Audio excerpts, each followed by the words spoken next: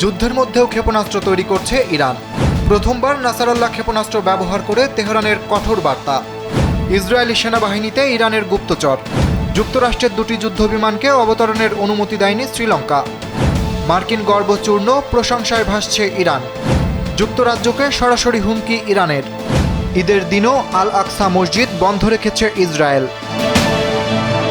যুদ্ধের মধ্যেও ইরান ক্ষেপণাস্ত্র তৈরি করছে বলে জানিয়েছে দেশটির ইসলামী রেভলিউশনারি গার্ড বাহিনী বা আইআরজিসি। শুক্রবার এক বিবৃতিতে তারা জানিয়েছে, যুদ্ধকালীন সময়েও তাদের ক্ষেপণাস্ত্র তৈরি থেমে নেই, পুরোদমে উৎপাদন চলছে। আইআরজিসি দাবি করেছে, ইরানের ক্ষেপণাস্ত্র শিল্প পূর্ণ নম্বর পাওয়ার যোগ্য। এ বিষয়ে কোনো সন্দেহ নাই, কারণ যুদ্ধকালীন পরিস্থিতিতেও তারা ক্ষেপণাস্ত্র উৎপাদন অব্যাহত রেখেছে। এর আগে বৃহস্পতিবার ইসরায়েলের প্রধানমন্ত্রী বেনিয়ামিন নেতানিয়াহু দাবি করেছেন, ইরানের আর ব্যালিস্টিক ক্ষেপণাস্ত্র তৈরির সক্ষমতা নেই। তার এই দাবির পরপরই লড়াই অব্যাহত রাখার ঘোষণা দিয়েছে আইআরজিসি। তারা বলেছে, ইরানের মানুষ চায় শত্রুরা পুরোপুরি নিঃশেষ না হওয়া পর্যন্ত লড়াই চলুক। ইরান থেকে যুদ্ধের ছায়া সরে গেলেই কেবল এই যুদ্ধের সমাপ্তি ঘটবে। এদিকে যুক্তরাষ্ট্র ও ইসরায়েলের জন্য ইরানের অস্ত্র ভাণ্ডারে চমক অপেক্ষা করছে বলে মন্তব্য করেছেন দেশটির শীর্ষ সামরিক কর্মকর্তা মেজর জেনারেল আলী আবদুল্লাহি। তিনি বলেন, ইরানের সশস্ত্র বাহিনী ইতোমধ্যেই এর একটি নমুনা দেখিয়েছে। ট্রাম্প বারবার ইরানকে হুমকি দিচ্ছেন, তবে তাকে জানতে হবে, ইরানের সশস্ত্র বাহিনী এবং তার সহযোগী ইসরায়েলি শাসকের জন্য চমক প্রস্তুত করে রেখেছে তেহরান। জেনারেল আলী আবদুল্লাহি আরও বলেন, ইরানের আকাশসীমায় মার্কিন বাহিনীর একটি অত্যাধুনিক F-35 যুদ্ধবিমানে আঘাত হানা হয়েছে, যা ইরানের সামরিক সক্ষমতার অনন্য উদাহরণ। প্রথমবারের মতো নাসারুল্লাহ নামের একটি মাল্টি ওয়ারহেড ব্যালিস্টিক ক্ষেপণাস্ত্র ব্যবহার করেছে ইরানের ইসলামিক রেভলিউশনারি গার্ড বাহিনী বা আইআরজিসি। অপারেশন ট্রু প্রমিস 4 এর আওতায় পরিচালিত এই অভিযানে ইসরায়েলের গুরুত্বপূর্ণ জ্বালানি স্থাপনা এবং মধ্যপ্রাচ্যে অবস্থিত মার্কিন সামরিক ঘাঁটিগুলোর উপর ব্যাপক প্রতিশোধমূলক হামলা চালাচ্ছে তারা। আইআরজিসির বিবৃতিতে বলা হয়েছে, 65তম ধাপের এই হামলায় নতুন উদ্ভাবিত নাসারাল্লাহ ক্ষেপণাস্ত্র ব্যবহার করা হয়েছে, যা কদর সিরিজের উন্নত ও গাইডেড সংস্করণ। এটি অত্যন্ত নির্ভুলভাবে লক্ষ্যবস্তুতে আঘাত হানতে সক্ষম। বিবৃতিতে আরও বলা হয়, হামলার প্রধান লক্ষ্য ছিল ইসরায়েলের বড় জ্বালানি সংস্থাপনাগুলোর মধ্যে আশদোদ ও হাইফার তেল শোধনাগার। এসব স্থাপনাগুলো লক্ষ্য করেই আঘাত হানা হয়েছে। আইআরজিসি জানায়, এই অভিযান কেবল ইসরায়েলের মধ্যেই সীমাবদ্ধ নয়, বরং তা বিস্তৃত হয়ে মধ্যপ্রাচ্যে অবস্থিত মার্কিন সামরিক ঘাঁটিগুলোকেও অন্তর্ভুক্ত করেছে। সৌদি আরবের আল খারুজ বিমান ঘাঁটি এবং সংযুক্ত আরব আমিরাতের ফুজাইরা ও আল জাফা ঘাঁটিতে কিয়াম, জুলফিকার ও খাইবার শোকন ক্ষেপণাস্ত্র ব্যবহার করে হামলা চালানো হয়েছে। এসব ঘাঁটি মার্কিন ও ইসরায়েলি বিমান বাহিনীর লজিস্টিক সহায়তা, গোয়েন্দা কার্যক্রম এবং রিফুয়েলিং কেন্দ্র হিসেবে ব্যবহৃত হওয়ায় সেগুলোকে লক্ষ্যবস্তু করা হয়েছে। শত্রুরা পুরোপুরি পরাজিত না হওয়া পর্যন্ত এ ধরনের অভিযান অব্যাহত থাকবে বলেও ঘোষণা দিয়েছে ইরান। দখলদার ইসরায়েলি সেনাবাহিনীতেও ইরানের গুপ্তচর প্রবেশ করেছে বলে চাঞ্চল্যকর অভিযোগ তুলে এক সেনা সদস্যকে গ্রেফতার করেছে ইসরায়েলি পুলিশ। অভিযুক্ত ব্যক্তি ইসরায়েলের গর্ব হিসেবে পরিচিত অত্যাধুনিক আকাশ প্রতিরক্ষা ব্যবস্থা আয়রন ডোম এর অত্যন্ত সংবেদনশীল তথ্য সরাসরি ইরানের কাছে ফাঁস করেছেন বলে পুলিশ সুনির্দিষ্ট প্রমাণ পেয়েছে। ইসরায়েলি পুলিশ শুক্রবার আনুষ্ঠানিকভাবে জানায়, তারা আয়রন ডোম আকাশ প্রতিরক্ষা ব্যবস্থায় কর্মরত সেনাবাহিনীর একজন রিজার্ভিস্টকে ইরানের কাছে গোপন ও কৌশলগত তথ্য পাচারের সন্দেহে গ্রেফতার করেছে। ইসরায়েলি পুলিশের দেওয়া তথ্য মতে, জেরুজালেমের বাসিন্দা 26 বছর বয়সী রাজ কোহেন, যিনি আয়রন ডোম সিস্টেমের রিজার্ভিস্ট হিসেবে দায়িত্বরত ছিলেন, তাকে সম্প্রতি ইরানি গোয়েন্দা সংস্থার সঙ্গে নিয়মিত যোগাযোগ রক্ষা এবং নিরাপত্তা সংক্রান্ত অপরাধের সন্দেহে গ্রেফতার করা হয়েছে। পুলিশ আরও নিশ্চিত করেছে যে গত কয়েক মাস ধরে এই ইসরায়েলি নাগরিক ইরানি গোয়েন্দা কর্মকর্তাদের সঙ্গে যোগাযোগ রক্ষা করে আসছিলেন, এমনকি তাদের সরাসরি নির্দেশনায় বিভিন্ন নিরাপত্তা মিশন সম্পন্ন করেছেন, যার মধ্যে আয়রন ডোমের মতো সংবেদনশীল নিরাপত্তা তথ্য পাচারও অন্তর্ভুক্ত ছিল। এর আগে গত 28 ফেব্রুয়ারি ইরানের সর্বোচ্চ ধর্মীয় নেতা আয়াতুল্লাহ আলী খামেনিকে নির্মমভাবে হত্যার মধ্য দিয়ে শুরু হওয়া যুদ্ধের দাঁতভাঙা প্রতিশোধ হিসেবে ইরান ইসরায়েলে দফায় দফায় ব্যাপক ব্যালিস্টিক ক্ষেপণাস্ত্র নিক্ষেপ করে আসছে।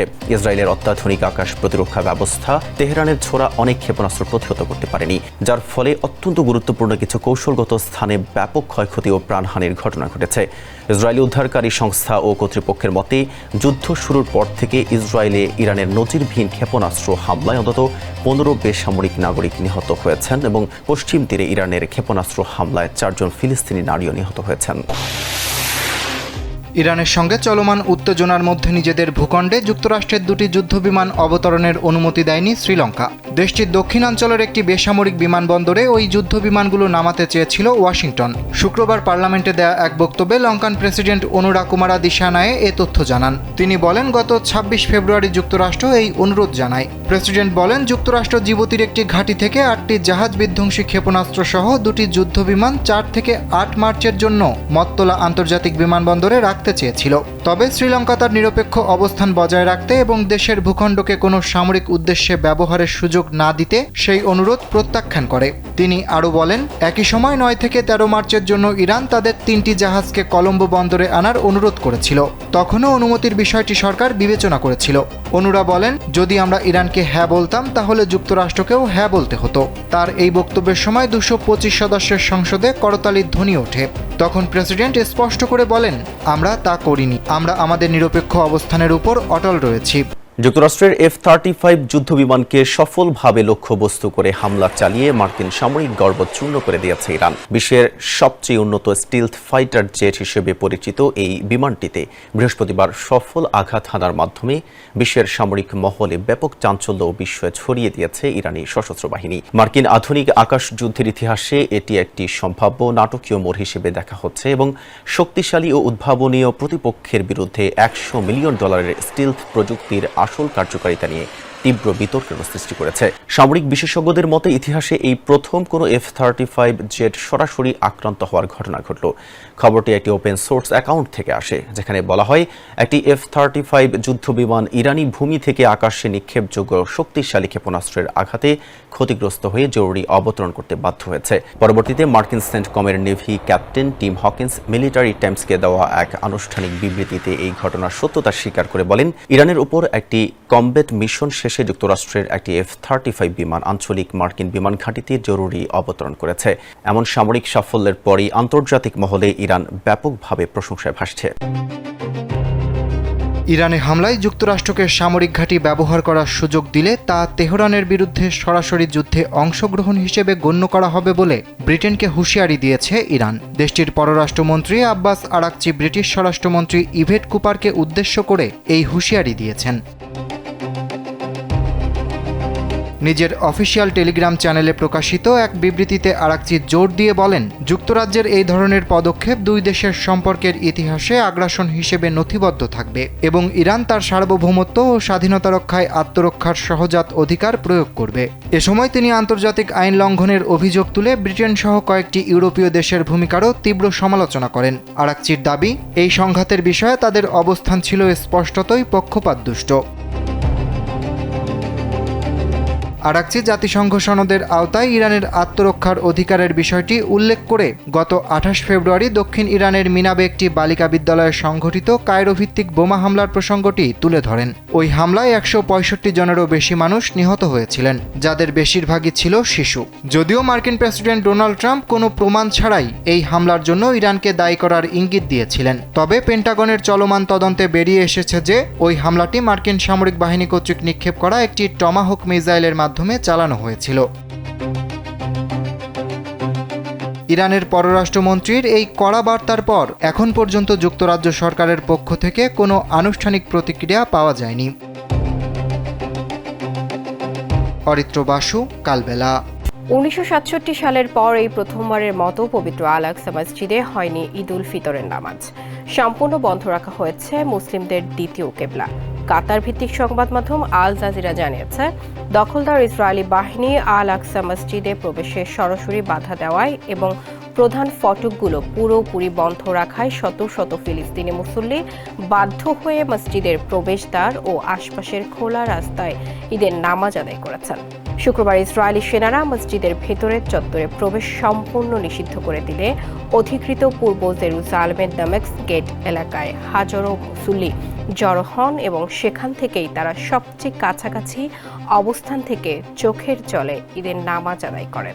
জেরুজালেম গভর্নরেট ইসরায়েলের এই চরম উস্কানিমূলক পদক্ষেপকে বিপজ্জনক উত্তেজনা বৃদ্ধি এবং ধর্মীয় স্বাধীনতার উপর সরাসরি আঘাত হিসেবে আখ্যা দিয়ে তীব্র নিন্দা জানিয়েছে। ফিলিস্তিনি বার্তা সংস্থা ওয়াফায় প্রকাশিত এক বিবৃতিতে বলা হয়, এই ঘৃণ্য উদ্যোগের মূল লক্ষ্য হল পবিত্র এই স্থানে ইহুদীকরণের বাস্তবতা চাপিয়ে দেওয়া এবং ফিলিস্তিনি পরিবেশ থেকে মসজিদটিকে চিরতরে বিচ্ছিন্ন করা। এর আগে গত 28 ফেব্রুয়ারি ইরান যুদ্ধ শুরুর পর থেকে টানা 21 দিন ধরে নিরাপত্তার অজুহাতে আল আকসা মসজিদে সাধারণ মুসল্লিদের প্রবেশ করতে দিচ্ছে না ইসরায়েল। অন্যদিকে যুদ্ধবিধ্বস্ত গাজায় ধ্বংসস্তূপের মাঝেই চরম শোক ও বেদনার সঙ্গে ঈদ পালন করেছেন ফিলিস্তিনিরা। নির্বিচার গণহত্যা, অনাহার ও বাস্তুচ্যুতির মতো অবর্ণনীয় কঠিন পরিস্থিতির মধ্যেও খোলা জায়গা ও বোমা হামলায় মারাত্মকভাবে ক্ষতিগ্রস্ত মসজিদের সামনে পরিবারগুলো সমবেত হয়ে ঈদের ধর্মীয় ঐতিহ্য ধরে রাখার আপ্রাণ চেষ্টা করেছে।